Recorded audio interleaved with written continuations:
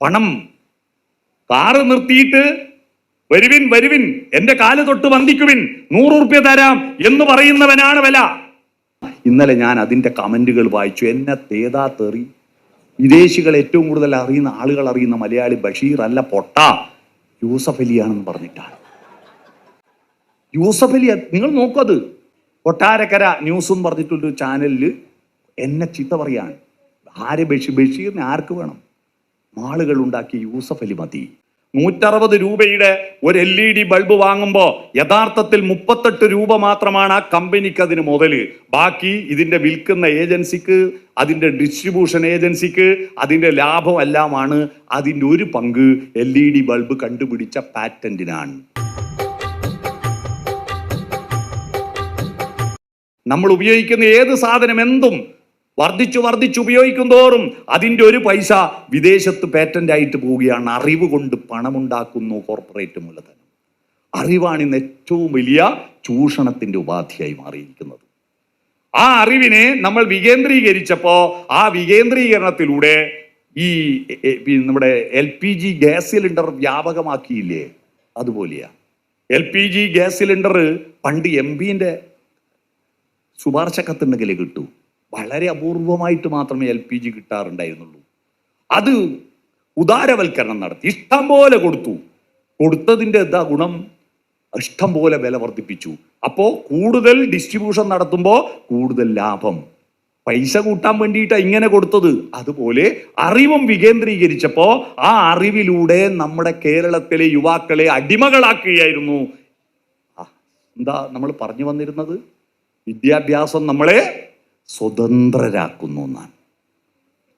സ്വതന്ത്രരാക്കേണ്ട വിദ്യാഭ്യാസം പക്ഷേ അടിമത്തത്തിന്റെ നുകമേറ്റുവാങ്ങാൻ വേണ്ടിയിട്ടുള്ള ഫേസ്ബുക്കിന്റെ തല പോലെ, F-ന്റെ തല പോലെ തല കുമ്പിട്ടിട്ട് ഇതിലേക്ക് മാത്രം കേന്ദ്രീകരിച്ചിരിക്കുന്ന ഒരു തലമുറയെ, ആ തലമുറയെ സൃഷ്ടിക്കുവാൻ ഈ അക്ഷരങ്ങൾ ഉപയോഗിക്കുന്നു.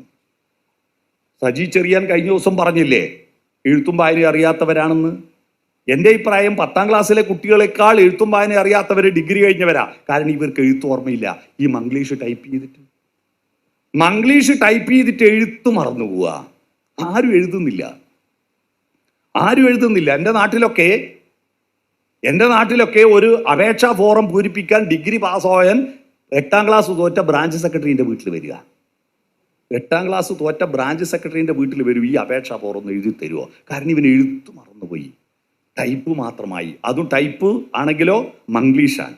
ഇംഗ്ലീഷിൽ ടൈപ്പ് ചെയ്താൽ അത് മലയാളത്തിലേക്ക് മാറ്റിയെടുക്കുന്ന ആപ്പ് ഉണ്ടല്ലോ. ഇങ്ങനെ വലിയൊരു ആപ്പിൽ കുടുങ്ങിയിരിക്കുക നമ്മൾ. ഈ ആപ്പിൽ കുടുങ്ങിയിരിക്കുന്ന നമ്മുടെ കേരളത്തിലെ പുതിയ തലമുറയെ, അവരിൽ എനിക്ക് പ്രതീക്ഷയറ്റിട്ടൊന്നുമില്ല. ഒരു പ്രളയം വന്നപ്പോൾ ഇറങ്ങിയല്ലോ. ആ ഇല്ലുമിനാട്ടികളെല്ലാം പോസിറ്റീവായി പ്രതികരിച്ചല്ലോ. കോവിഡ് വന്നപ്പോൾ അവരിറങ്ങിയല്ലോ. പക്ഷേ ആ കോവിഡ് പോയി, ആവശ്യം വന്നപ്പോൾ അവരുണർന്നു. വീണ്ടും അവര് കോർപ്പറേറ്റിന്റെ മാളങ്ങളിലേക്ക് തലകുത്തി നിൽക്കുകയാണ്.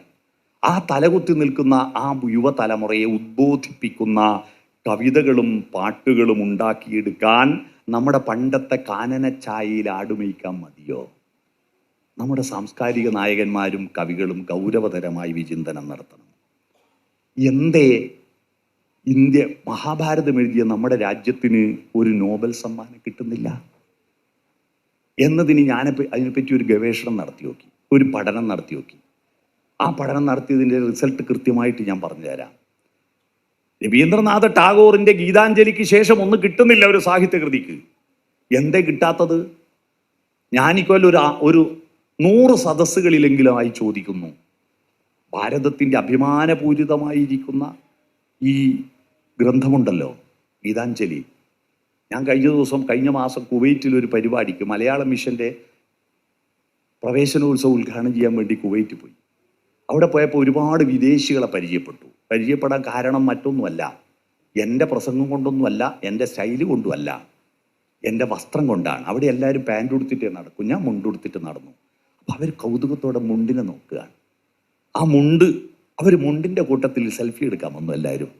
അവർക്ക് അത്ഭുതം, മുണ്ടെങ്ങനെ അവിടെ നിൽക്കുന്നതെന്നാണ് പിടിയില്ലാത്തത്. ആ മുണ്ട് നിൽക്കുന്നത് അവരെല്ലാം മേലെ കെട്ടിയാലേ, ബെൽറ്റ് ഇട്ടാലേ അവർക്കൊരു ഉറപ്പുള്ളൂ. നമ്മൾ അങ്ങോട്ടും ഇങ്ങോട്ടും കുത്തിയിട്ട് അവിടെ നിൽക്കുന്നു.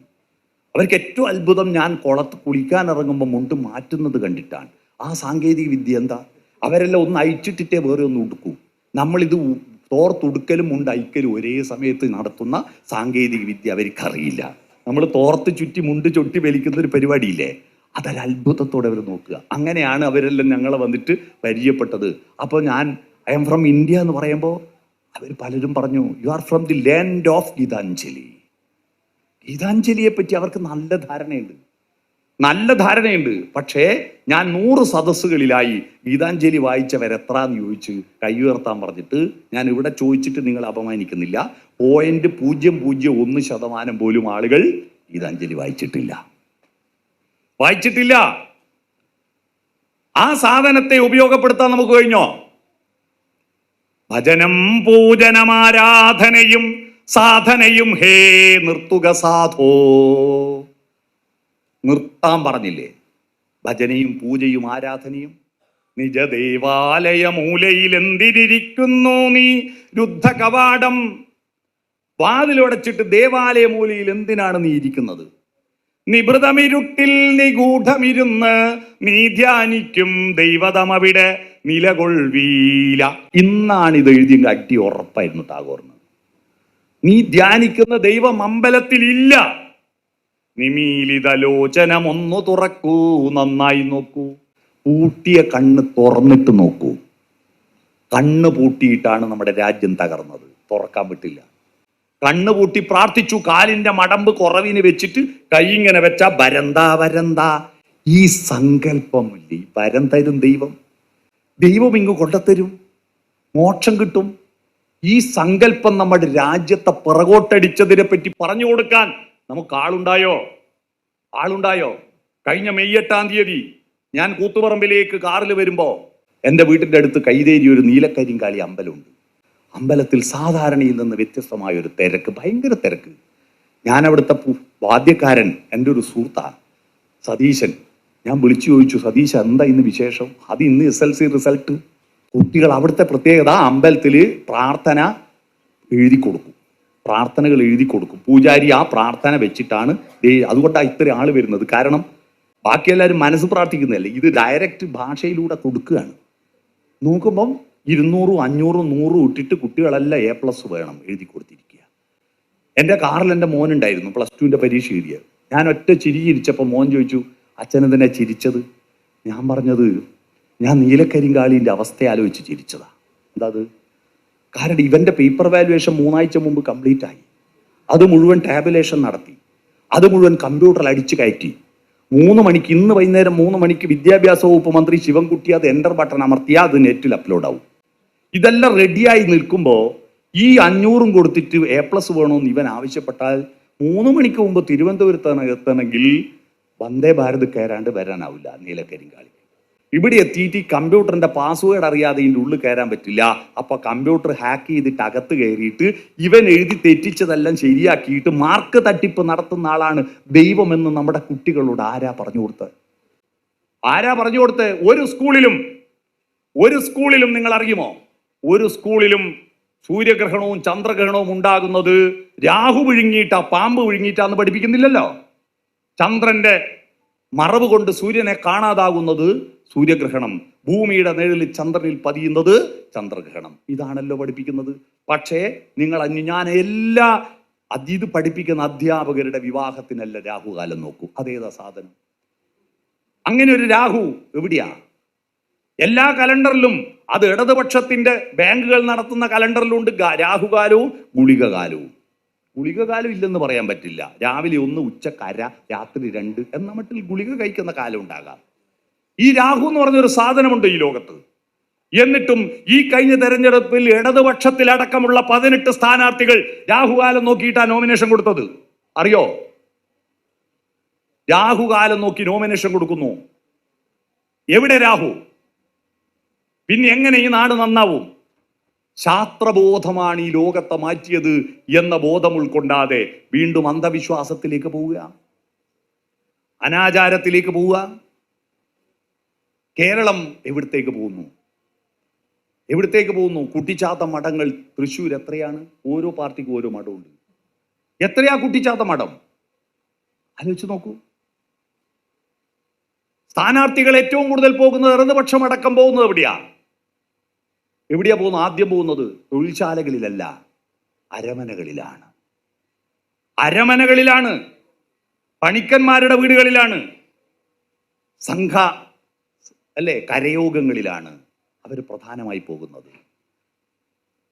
പോകുന്ന അവിടെയാണ്. ഈ മനുഷ്യരുടെ വികാസത്തെ തടഞ്ഞു വെക്കുന്ന ശക്തികളുടെ അടുത്ത് പോയിട്ട് അഭയം പ്രാപിക്കുന്നു. അവരുടെ കൈകളിലേക്ക് നമ്മുടെ വോട്ടുകൾ മനുഷ്യർ കമ്പാർട്ട്മെന്റുകളിൽ കുടുങ്ങിക്കിടക്കുകയാണ്. ഈ കുടുങ്ങിക്കിടക്കുന്ന മനുഷ്യരെ സ്വതന്ത്രമാക്കാൻ നമ്മുടെ സമ്പൂർണ്ണ സാക്ഷരത കൊണ്ട് കഴിഞ്ഞോ? നമ്മുടെ സാഹിത്യ സിദ്ധാന്തങ്ങൾ, നമ്മുടെ പുതിയ നവോത്ഥാന പ്രസ്ഥാനങ്ങൾ എത്രത്തോളം മുന്നോട്ട് പോകാൻ നമുക്ക് കഴിഞ്ഞു? നെല്ലിൻ ചുവട്ടിൽ മുളയ്ക്കും കാട്ടുപുല്ലല്ല സാധു പുലയൻ എന്ന് പാടാൻ ചിന്താവിഷ്ടിയായ സീതയുടെ 100-ാം വാർഷികത്തിൽ എത്ര സ്ത്രീകൾ ചിന്താവിഷ്ടിയായ സീത വായിച്ചു? ഞാൻ കുടുംബശ്രീ യോഗത്തിൽ പോയിട്ട് ചോദിച്ചു, ചിന്താവിഷ്ടിയായ സീത വായിച്ചോ? വായിച്ച സ്ത്രീകൾ വളരെ വളരെ പരിമിതമാണ്. എന്നാൽ അവർ മറ്റു പലതും വായിച്ചിട്ടുണ്ട്. വായനയ്ക്ക് വേണ്ടി 1 മാസം നീക്കിവെച്ച നാടാണ് പോലും കേരളം.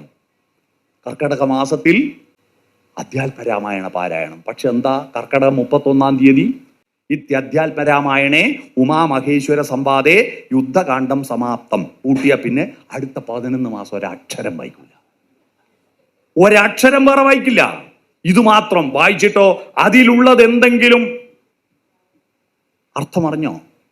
രാമന് എവിടെ ക്ഷേത്രം എടുക്കണമെന്ന് കൃത്യമായിട്ട് വാൽമീകി രാമനോട് പറയുന്നുണ്ട്.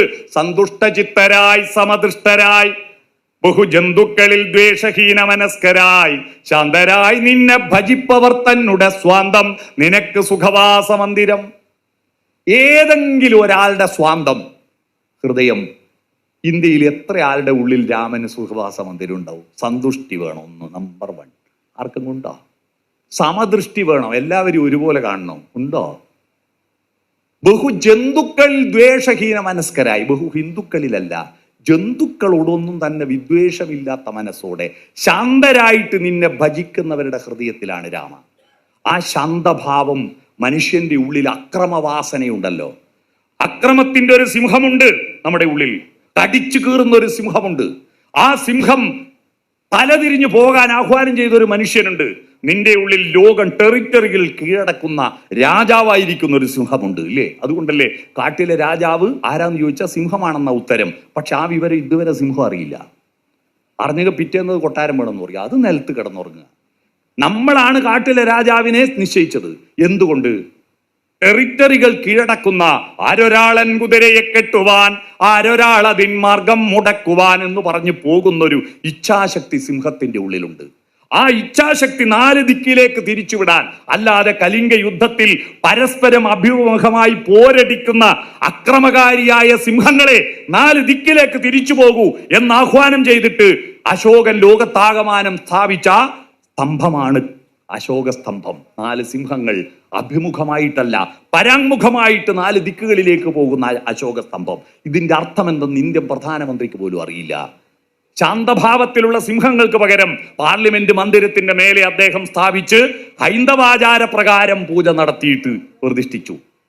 ബൗദ്ധനാണ് സ്ഥാപിച്ചത് അശോകസ്തംഭം, പക്ഷെ ഹൈന്ദവാചാര പ്രകാരമാണ് അശോകസ്തംഭത്തെ പ്രതിഷ്ഠിച്ചത്. ആ അശോകസ്തംഭത്തിലെ സിംഹങ്ങൾ സമഭാവത്തിലുള്ള സിംഹമല്ല, ദംഷ്ടകൾ കാണിച്ച് കടിച്ചു കീറുന്ന സിംഹമാണ്. ശാന്താകാരം ഭുജഗശയനം എന്നാണ് വിഷ്ണുവിന്റെ ഏറ്റവും പ്രധാനപ്പെട്ട മന്ത്രം. എന്നാൽ ഇപ്പോൾ കാണുന്ന ദൈവങ്ങളുടെ ചിത്രങ്ങളെല്ലാം കലിപ്പൻ ദൈവങ്ങളാ. കത്തിജ്വലിച്ച് കുപിതനായിരിക്കുന്ന രാമനും ഹനുമാനുമാണ്. ശാന്തത പോയി. ദൈവത്തിന്റെ ലക്ഷ്യം ശാന്തതയല്ല, കലാപമാണെന്ന് വരുത്തി തീർക്കുകയാണ്. കുപിതനായിരിക്കുന്ന രാമനും കലിപ്പൻ ഹനുമാനുമാണ് ഇപ്പോ എല്ലായിടത്തും വരച്ചു വെച്ചിരിക്കുന്ന ചിത്രങ്ങൾ. പ്രജ്ഞാപരാധമാണ് നടക്കുന്നത്. പ്രജ്ഞാപരാധം അറിഞ്ഞെന്ന് പറഞ്ഞിട്ട് ആ അറിവിനോട് കാണിക്കുന്ന അപരാധമാണ് ഇപ്പോൾ നടക്കുന്നത്. ഈ അറിവിനെ ദുരുപയോഗം ചെയ്യുന്നതാണ് ഇന്ത്യ നേരിടുന്ന ഏറ്റവും വലിയ പ്രശ്നം. അത്തരത്തിലുള്ള പ്രശ്നം നടക്കുമ്പോഴാണ് പെരുമ്പുഴയെ പോലുള്ള സംസ്കാരത്തിന്റെ പുഴകൾ, അത് കുത്തിയൊലിച്ചു പോകുന്ന മേഘസ്ഫോടന മഴയായിരുന്നില്ല, അത് തീരത്തു വിടരുന്ന ദുഃഖപുഷ്പങ്ങളെ താരാട്ടുപാടി ഉറക്കുന്ന ജീവിതഗാന തീരവിഹാരിയായിരുന്നു അദ്ദേഹത്തെ ഇവിടെ ഷഡ്കാല ഗോവിന്ദമാരാരുടെ ഒരു ചിത്രം വെച്ചിട്ടുണ്ട് എൻ്റെ തൊട്ട് വലത്ത്. വാട്ട് എ നോബിൾ മാൻ എന്ന് അദ്ദേഹത്തെ കുറിച്ചാണല്ലോ ത്യാഗരാജൻ പാടിയത്. എന്തൊരു മഹാനുഭാവുലു. ഈ മഹാനുഭാവന്മാരെ നമ്മുടെ നാട്ടിൽ കാണാനില്ല. മഹാനുഭാവന്മാരുടെ ദൗർലഭ്യതയാണ് നമ്മുടെ നാട് നേരിടുന്ന പ്രശ്നം. ഇപ്പോൾ നേതാക്കന്മാരുണ്ടാകാം, പണക്കാരുണ്ടാകാം. കേരളത്തിൽ ഇപ്പോൾ ഏറ്റവും കൂടുതൽ ജനങ്ങൾ ആരാധിക്കുന്ന മഹാനുഭാവൻ ആരാണ്? ഏറ്റവും വലിയ കൂടുതൽ മാളുകൾ ഉണ്ടാക്കിയ യൂസഫ് അലിയാണ്. യൂസഫ് അലി അറിയാം. ഞാൻ കഴിഞ്ഞ ദിവസം ഒരു പ്രസംഗം നടത്തി. വിദേശത്ത് ഏറ്റവും കൂടുതൽ ആളുകൾ അറിയപ്പെടുന്ന മലയാളി ഒന്നും രണ്ടല്ല, ഇമ്മണി ബല്യൊന്നെന്ന് പറഞ്ഞ വൈക്കം മുഹമ്മദ് ബഷീർ ആണെന്ന് ഞാൻ കഴിഞ്ഞ ദിവസം ഒരു പ്രസംഗം നടത്തിയത്. അത് കൊട്ടാരക്കരയിലുള്ള അവിടുത്തെ ഒരു ചാനല് യൂട്യൂബിലിട്ടു. ആ പ്രസംഗത്തിന്റെ അടിയിൽ വന്ന ഇന്നലെ ഞാൻ അതിന്റെ കമന്റുകൾ വായിച്ചു. എന്നെ തേതാ തെറി. വിദേശികൾ ഏറ്റവും കൂടുതൽ ആളുകൾ അറിയുന്ന മലയാളി ബഷീർ അല്ല, പൊട്ട യൂസഫ് അലിയാണെന്ന് പറഞ്ഞിട്ടാണ്. യൂസഫ് അലി, നിങ്ങൾ നോക്കത്, കൊട്ടാരക്കര ന്യൂസ് എന്ന് പറഞ്ഞിട്ടൊരു ചാനലിൽ എന്നെ ചീത്ത പറയാണ്. ബഷീറിനെ ആർക്ക് വേണം? മാളുകൾ ഉണ്ടാക്കി യൂസഫ് അലി മതി അല്ലേ? പണം കാറ് നിർത്തിയിട്ട് വരുവിൻ എന്റെ കാല് തൊട്ട് വന്ദിക്കുവിൻ, 100 ഉറുപ്യ തരാം എന്ന് പറയുന്നവനാണ് വില അല്ലേ? അവനാണ് വോട്ട്. ആ അവസ്ഥയിലേക്ക് കേരളം മാറിയത് കേരളത്തിലെ സാംസ്കാരിക ഭൂമികയിൽ വന്നിരിക്കുന്ന ഇടിവാണ്. ആ സാംസ്കാരിക ഭൂമികയെ തിരിച്ചു കൊണ്ടുവരാൻ പെരുമ്പുഴയെ അനുസ്മരിക്കുന്നത് എന്തിനാ? പെരുമ്പുഴയെ പോലുള്ള ടി.പി. സുകുമാരൻ മാഷെ പോലുള്ളവരെ അനുസ്മരിക്കുന്നത് എന്തിനാ? ഞാനും പെരുമ്പുഴയും തമ്മിൽ എത്ര അകലെയാണെന്ന അപകർഷത ബോധം ഉണ്ടാകാനാ. ഞാനും ഇയാളും തമ്മിൽ എത്ര വിളക്കുമരമേ വെളിച്ചമുണ്ടോന്ന് ചോദിക്കാനാണ്. എവിടെ നിന്നോ വന്നു ഞാൻ എന്നറിയാനാ. നമ്മൾ കടന്നു വന്ന വഴികൾ അറിയണ്ടേ? എവിടേക്കോ പോണു ഞാൻ. കടന്നു വന്ന വഴികൾ അറിയാതെ ലക്ഷ്യബോധം ഉണ്ടാവില്ലല്ലോ. അതറിയണമെങ്കിൽ പെരുമ്പുഴയെ പോലുള്ള വിളക്കുമരമേ വെളിച്ചമുണ്ടോ എന്ന് ചോദിക്കണം. എന്നാ ഇപ്പോ എവിടെ നിന്നെത്തി എന്നറിവീല, ഏതാണ് ലക്ഷ്യമെന്നറിവീല, മാനവ സുഖമെന്ന മായാമൃഗത്തിനെ തേടുന്ന പാന്തൻ ഞാൻ. മനസ്സിലായില്ലേ? അതാണിപ്പോ നമ്മൾ. അപ്പോ നമുക്ക് അറിയണം എവിടുന്നാ വന്ന, എങ്ങോട്ടാ പോകുന്ന, ഞാൻ ആരാണ് എന്ന് സ്വയം വിലയിരുത്തുവാൻ ഇത്തരത്തിലുള്ള അനുസ്മരണങ്ങൾ. പെരുമ്പുഴി അനുസ്മരിക്കുന്നത് അദ്ദേഹത്തിന്റെ ആത്മാവിനെ സന്തോഷിപ്പിക്കാനല്ലല്ലോ, അദ്ദേഹത്തിന്റെ കുടുംബക്കാരെ സന്തോഷിപ്പിക്കാനല്ലല്ലോ. പെരുമ്പുഴ സ്മാരക ട്രസ്റ്റ് എന്തെങ്കിലും ചെയ്തിട്ടില്ലെങ്കിൽ വിമർശനം ഉയരുമെന്ന് ഭയന്നിട്ടുമല്ല. ഇത് നടത്തുന്നത് അനുസ്മരണം ഒരു വിപ്ലവ പ്രവർത്തനമാണ്. നമ്മളെ സ്വയം പുതുക്കിയെടുക്കുകയാണ്. ഞാൻ പെരുമ്പുഴയെ പോലുള്ള, തിരുനെല്ലൂരിനെ പോലുള്ള, വയലാറിനെ പോലുള്ള, ONV-യെ പോലുള്ള സാംസ്കാരിക നായകന്മാരിൽ നിന്ന് ഞാൻ എത്ര അകലെയാണ്, എത്ര താണുപോയി ഞാൻ എന്ന് സ്വയം തിരിച്ചറിയുവാനും അവരിലേക്ക് എത്തിപ്പിടിക്കുവാൻ നമുക്ക് ഒരു സ്റ്റെപ്പെങ്കിലും മുന്നോട്ട് വെക്കാനും കരുത്ത് കിട്ടാനാണ് യുവകലാസാഹിതിയും പെരുമ്പുഴ ട്രസ്റ്റും ഇപ്റ്റയും ഇത്തരത്തിലുള്ള പരിശ്രമം നടത്തുന്നത്. നാടകങ്ങൾ എന്ന് പറയുന്നത് കാടകങ്ങളായി മാറുകയാണ്. നാടുണ്ടാവുന്നത് എപ്പോഴാണ്? നാടിൻ്റെ അകമാണല്ലോ നാടകം. നാട് നടുന്നതാണ്. നടുമ്പോഴാണ് നാടുണ്ടായത്. തനിയെ മുളച്ചത് കാടാണ്, നട്ടുമുളപ്പിച്ചത് നാടാണ്. നടുന്നവൻ നാട്ടാളനും ഒന്നും നടാത്തവൻ കാട്ടാളനും. ഇപ്പൊ കേരളത്തിൽ ഭൂരിപക്ഷം കാട്ടാളനാണോ നാട്ടാളനാണോ? നിങ്ങൾ ആലോചിച്ച് നോക്കുക. ഭൂരിപക്ഷം കാട്ടാളന്മാരായി മാറി. നടുന്നവരിൽ ഒന്നും നടുന്നില്ല. ആ നാട്ടിൽ നടുമ്പോഴുണ്ടാകുന്ന താളമല്ലേ നമ്മുടെ പാട്ടുകളായി മാറിയത്? എൻ്റെ നാട്ടിലെ ഞാറ്റുപാട്ടുകളുണ്ട്. നാട്ടിപ്പാട്ട് എന്നാ ഞങ്ങൾ പറയുക. നാട്ടി എന്ന് പറഞ്ഞാൽ ഈ ഞാറ് പൊരിച്ച് നാട്ടി, പൊടി നാട്ടി എന്ന് പറയുന്ന പോലെ നാട്ടി. കൈതേരിയടമ്പാണേ കുഞ്ഞിക്കണ്ണൻ പടിഞ്ഞിറ്റ പഞ്ചാര കട്ടുമ്മേല്, പടിഞ്ഞിറ്റ പഞ്ചാര കട്ടുമ്മേല് എന്ന് പാടുന്നത് എന്തിനാ? കൈതേരിയ ഡമ്പാണേന്ന് പറയുമ്പോഴാണ് ഊന്നുക. എല്ലാവരും ഒരേ ലെവലില് ഞാറ് ഊന്നും. അപ്പോ ലെവലായിട്ട് വരും. അല്ല, പാട്ടിന്റെ താളം ഇല്ലെങ്കിൽ ഓരോ ആളും തോന്നുന്ന മട്ടിൽ ഊന്നി ഒരാൾ കുറെ പുറകോട്ട് പോയി അവസാനം ഇന്ത്യന്റെ ഭൂപടം വരച്ച പോലെ ഒരാൾ ഗുജറാത്തിലുണ്ടാവും, ഒരാൾ ബംഗാളിലുണ്ടാവും, ഒരാൾ കന്യാകുമാരിയിലുണ്ടാവും. ലെവല് തെറ്റിപ്പോവും. അതിനു വേണ്ടിയിട്ടാണ് പാട്ടുകൾ ഉണ്ടായത്. സങ്കടങ്ങളാണ് നാടൻ പാട്ടുകളായി മാറിയത്. അതെല്ലാം ഇപ്പോ പാട്ടുകൾ എന്നൊക്കെ പറഞ്ഞാൽ ഇപ്പോ അതിഗംഭീരമായിരിക്കുന്ന നമ്മുടെ അൽക്ക യാഗ്നി എന്ന് പറയുന്ന ഒരു പ്രശസ്തയായ ഹിന്ദി ഗായിക, ആ ഹിന്ദി ഗായികയുടെ കാതടഞ്ഞുപോയി. അതിൻ്റെ കാരണം അതിഭീകരമായ ടെറിബിൾ ശബ്ദം വെച്ചിട്ടാണ് അവർ പാടുന്നത്. കുറച്ചു കാലം കഴിഞ്ഞാൽ കേരളത്തിൽ വള്ളത്തോളിൻ്റെ ബധിരവിലാപങ്ങൾ ആവർത്തിക്കുമെന്ന് ഭയമുണ്ട്. കാരണം എല്ലാവരും ചെവിയിൽ വെച്ചിട്ടാണ്, അല്ലേ? ബഡ്സ് വെച്ചിട്ടാണ് എല്ലാവരും കേൾക്കുന്നത്. ഇത് കേട്ട് കേട്ട് കേട്ട് കേട്ട് പുറത്തുള്ള കിളികളുടെ ശബ്ദം കേൾക്കാൻ പറ്റാത്തൊരവസ്ഥ. അച്ഛനും അമ്മയും വിളിക്കണമെങ്കിൽ മൊബൈലിൽ വിളിച്ചാലേ കേൾക്കൂ എന്നൊരവസ്ഥയിലേക്ക് പോവുക. ബധിരവിലാപം വർദ്ധിക്കും.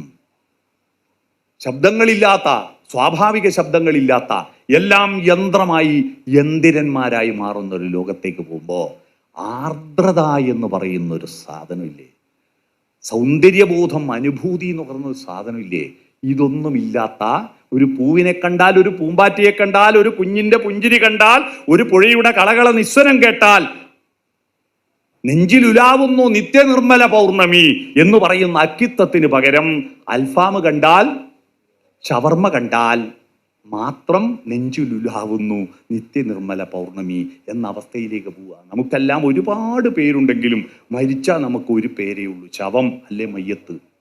എന്നാൽ കോഴിക്ക് മരിക്കുന്നവരെ ഒരു പേരേ ഉള്ളൂവെങ്കിലും മരിച്ചാൽ 28 പേരുണ്ട്. Chicken kebab, chicken kadai, pepper chicken. ഇതിൻ്റെ പുതിയ സാധ്യതകളിലാണ് ഗവേഷണം. പുതിയ ചിക്കന്റെ സാധ്യതകളിലാണ് ഗവേഷണം, പുതിയ കവിതകളുടെ സാധ്യതകളിലല്ല. നമ്മുടെ ലൈബ്രറി കൗൺസിൽ എത്ര തന്നെ തള്ളല് തള്ളിയാലും അന്ത്യവിശ്രമം കൊള്ളുകയാണ് നമ്മുടെ അലമാരകളിലെ പുസ്തകങ്ങൾ. അന്ത്യവിശ്രമം കൊള്ളുകയാണ്. കെ ദാമോദരന്റെ ഇന്ത്യയുടെ ആത്മാവ് എന്ന പുസ്തകത്തെ പറ്റിയിട്ട് ഒരു സംവാദം നടത്താൻ വേണ്ടിയിട്ട് കണ്ണൂര്, കേരളത്തിൽ ഒരു പാർട്ടി ഓഫീസിൽ ഏറ്റവും കൂടുതൽ പുസ്തകമുള്ള ഒരു പാർട്ടി ഓഫീസ് കണ്ണൂരായിരിക്കും. ഏറ്റവും കൂടുതൽ പുസ്തകമുള്ള വലിയ ലൈബ്രറി, ഏതൊരു പുറത്തുള്ള ലൈബ്രറിയേക്കാൾ വലിയ ലൈബ്രറി ഞങ്ങളുടെ പാർട്ടി ഓഫീസിൽ കണ്ണൂരിലുണ്ട്. PP മുകുന്ദൻ സ്മാരക ലൈബ്രറി. ആ ലൈബ്രറിയുടെ നേതൃത്വത്തിൽ ഇന്ത്യയുടെ ആത്മാവെന്ന പുസ്തകത്തെ പറ്റിയിട്ട് സംസാരിക്കാൻ വേണ്ടി എന്നെ ഏൽപ്പിച്ചു. ഞാൻ ബ്രണ്ണൻ കോളേജിൽ പഠിക്കുന്ന കാലത്താണ് ഈ പുസ്തകം വായിച്ചത്. വീണ്ടും ഒന്നുകൂടി വായിക്കാൻ വേണ്ടിയിട്ട് എൻ്റെ നാട്ടിലെ ഗാന്ധി സ്മാരക വായനശാലയിൽ പോയി ആ പുസ്തകം എടുത്തു. വീട്ടിൽ കൊണ്ടുവന്നപ്പോൾ 1984 ആ പുസ്തകത്തിൻ്റെ കോപ്പി അവിടെ വാങ്ങിക്കൊണ്ടുവച്ചത്. ഞാനത് തുറന്നു നോക്കുമ്പോൾ അതിൻ്റെ വക്കുകളെല്ലാം ഈ ബൈൻഡിങ്ങിൽ കട്ട് ചെയ്യുമ്പോൾ മുറിഞ്ഞിട്ടില്ല, വക്ക് കൂട്ടി പറ്റിയിരിക്കുന്നു എല്ലാത്തിൻ്റെയും. 84 കഴിച്ചിട്ട് 40 കൊല്ലമായിട്ട് ആ പുസ്തകം ഫസ്റ്റിൽ തുറക്കുന്ന ആ പ്രതി ഞാനാണ്. ഫസ്റ്റിൽ തുറക്കുന്നത് ഞാനാണ് എന്ന് പറഞ്ഞാൽ ആരെങ്കിലും വായിച്ചിട്ടുണ്ട് അത് കീറുമല്ലോ. ആരും വായിച്ചിട്ടില്ല. ഗ്രന്ഥശാലകളിൽ അന്ത്യവിശ്രമം കൊള്ളുന്ന പുസ്തകങ്ങൾ. പുസ്തക വിൽപ്പന ഗംഭീരമാണ് കേട്ടോ, നല്ല കച്ചവടം നടക്കുന്നുണ്ട് പുസ്തകം. പക്ഷേ വായന നടക്കുന്നത് എത്ര ഗൗരവതരമായി ചിന്തിക്കേണ്ടതാ. നമ്മുടെ പൊളിറ്റിക്കൽ ലീഡേഴ്സ് വായിക്കുന്നവരെത്ര ഗൗരവതരമായി ചിന്തിക്കേണ്ടതാ.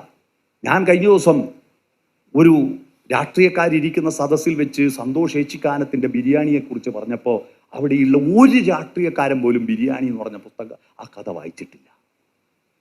കേരളത്തിൽ ഇപ്പോൾ 4-5 കൊല്ലമായിട്ട് ഏറ്റവും കൂടുതൽ ചർച്ച ചെയ്യപ്പെടുന്ന ഒരു കഥയാണത്. ഒരാൾ പോലും വായിച്ചിട്ടില്ല. പിന്നെ എങ്ങനെ നമ്മൾ ഈ കേരളത്തെ നവോത്ഥാന മൂല്യങ്ങൾ കൊണ്ടു നടക്കാൻ കഴിയും? അതുകൊണ്ട് നമ്മളൊരു പുതിയ പെരുമ്പഴയുടെ ഈ സ്മരണ ദിനത്തിൽ നമ്മൾ ഒരു പുതിയ നവോത്ഥാനം നടത്തേണ്ടത് അങ്ങോട്ടല്ല ഇങ്ങോട്ടാണ് നടത്തേണ്ടത്. അങ്ങോട്ടല്ല വിരൽ ചൂണ്ടേണ്ടത്, ഇങ്ങോട്ടാണ്. ഇങ്ങോട്ട് ചൂണ്ടിയിട്ടൊരു നവോത്ഥാനം നടത്താൻ നമ്മൾ സാംസ്കാരിക പ്രവർത്തകർ, ഇപ്റ്റയുടെ നാടകത്തിൻ്റെ ആളുകൾ, സാഹിത്യകാരന്മാർ, കവികൾ, നിരൂപകന്മാർ, കലാകാരന്മാർ ഗൗരവതരമായി നമ്മുടെ സമൂഹത്തെ വിലയിരുത്താനും നമ്മളെ പുതുക്കാനും അതിലൂടെ സമൂഹത്തെ പുതുക്കാനും മുന്നോട്ട് പോകാൻ പെരുമ്പഴയുടെ ഓർമ്മകൾ എല്ലായിടത്തും അദ്ദേഹമുണ്ട് അല്ലേ. ഞാൻ വരുന്ന എല്ലാ തിരുവനന്തപുരത്തും കൊല്ലം ജില്ലയിലും നടന്ന എല്ലാ പരിപാടികളിലും അദ്ദേഹം സാന്നിധ്യമായിട്ടുണ്ടായിരുന്നു. ആ സാന്നിധ്യമായിരിക്കുന്ന ആ മനുഷ്യന്റെ ഓർമ്മകൾ നമുക്ക് കരുത്തു തരട്ടെ എന്ന് മാത്രം ആശംസിച്ചുകൊണ്ട്, അദ്ദേഹത്തിൻ്റെ ട്രസ്റ്റ് ഇത്തരത്തിൽ, ഫൗണ്ടേഷൻ ഇത്തരത്തിലുള്ളൊരു പരിപാടി സംഘടിപ്പിച്ചതിൽ അത് ഉത്തമനായ ഒരു മനുഷ്യന് അദ്ദേഹത്തിൻ്റെ പേരിൽ അവാർഡ് കൊടുത്തു എന്നതിലും അവരെ അഭിനന്ദിക്കുന്നു. ഈ പരിപാടിക്ക് എന്നെ ക്ഷണിച്ചതിനും എന്നെ കേട്ടതിനും എല്ലാവർക്കും നന്ദി, നമസ്കാരം.